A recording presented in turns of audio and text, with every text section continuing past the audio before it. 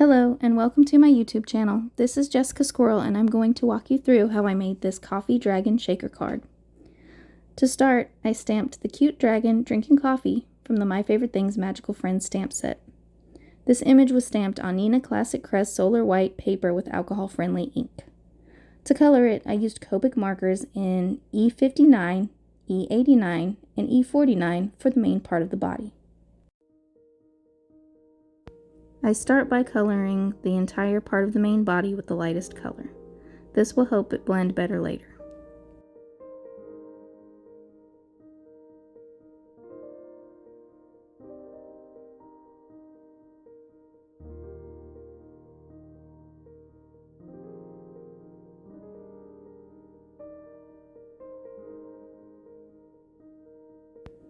Next, I'm going in with my mid-tone. I'm laying down the shadows, or where I think I want them. I do it with the mid-tone so that I can have an easier time correcting it later if I decide I don't like where I've placed them. I'm placing them anywhere I think there would be a shadow. It's not completely accurate, but it's places where something is overlapping something else, such as the arms on the body, the head over the neck. I also like to add shadow just a little bit right by the eyes. It kind of separates the nose from the rest of the face.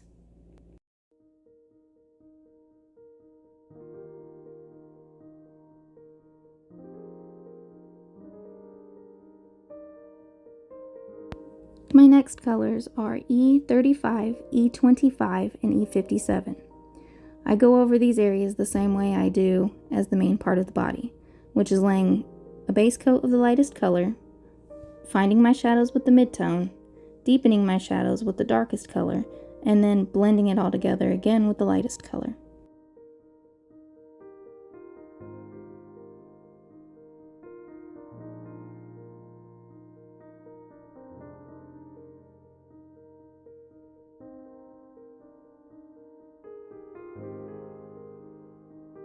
For the horn and spikes, I'm using E50 and E53. I'm doing basically the same thing I did with the other ones, only there is no third color. This is just because the areas are so small.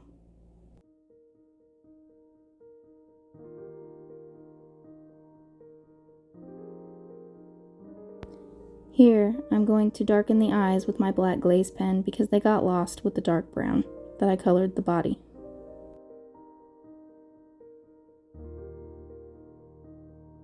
Now I'm going to darken the nostrils with E89.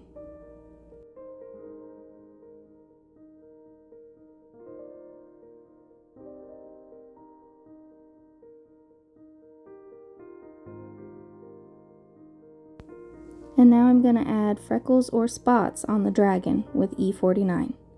I do this just to give the image a little bit more texture.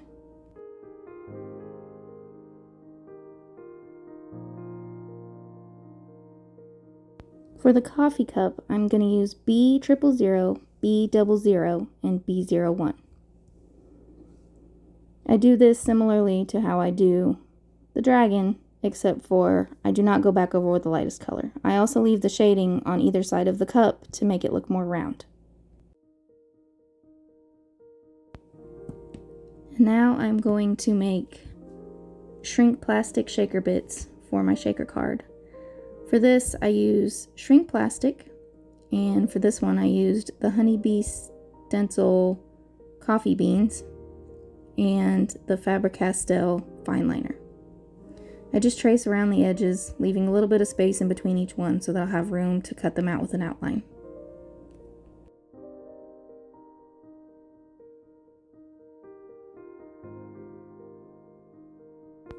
I colored the darker ones with E27 and the lighter ones with E35.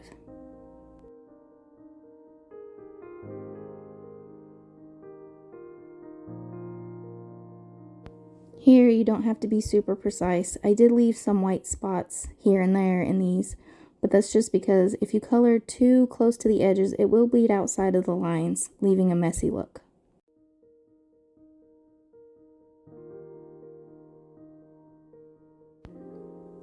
Next, trim them out, and when you're trimming, make sure you turn the shrink plastic instead of your scissors. This will give you a less jagged edge. I'm also leaving a little bit of space. That's just the instructions the shrink plastic gives.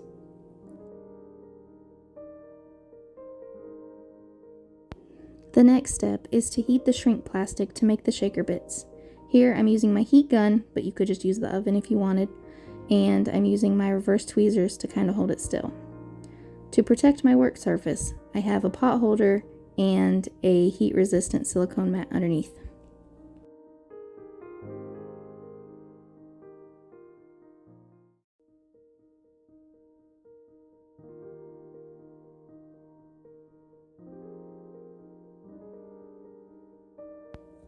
Here are all the shaker bits I made. I cut all my card panels off screen to save time. The cream panel is A2 size, which is 4 1/4 by 5 1/2. The brown panel is 4 inches by 5 1/4 inches, and the blue panel is 3 3/4 by 5 inches. I used a circle die to cut out the circles of the blue and the brown panels. I did those at the same time to make sure they would be in the right place. I also have a clear square of acetate that I will put over the window to keep the shaker bits inside.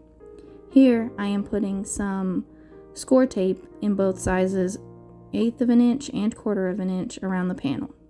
I am going to sandwich the acetate between the blue and the brown panels.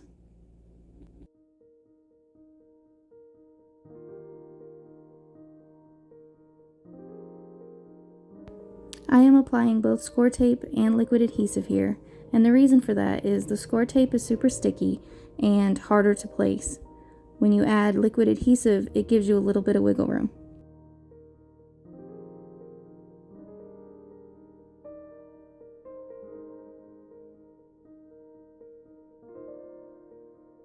To the back of my brown panel, I added double layers of foam tape all around the edges and around the circle. This will keep my shaker bits contained while still being able to move freely. I also added some brown sequins as I did not feel like I had enough shaker bits.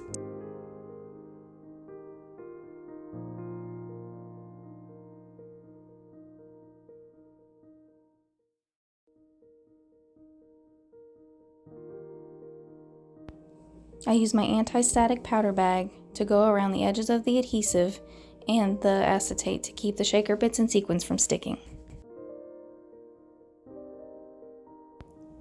Next, I peel off the foam tape and position it on the card base.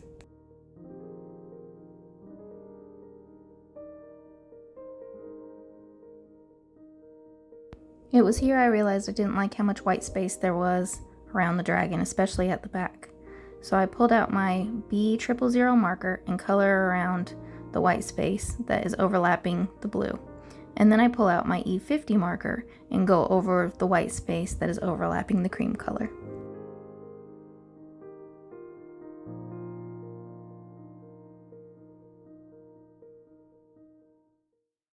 Once I did that, I realized the horns and the spikes were not quite dark enough, so I go back over it with my E53 marker and my E51 marker.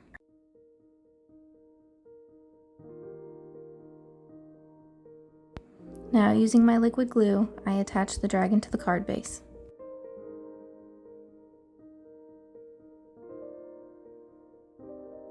For my sentiment, I should have stamped it first before I put the foam tape on it.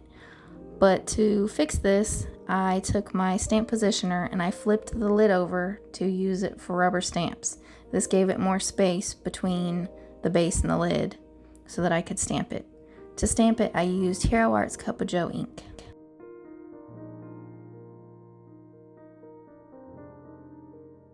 This is my finished card. I hope you enjoyed this video, and I'll be back with another card making video soon.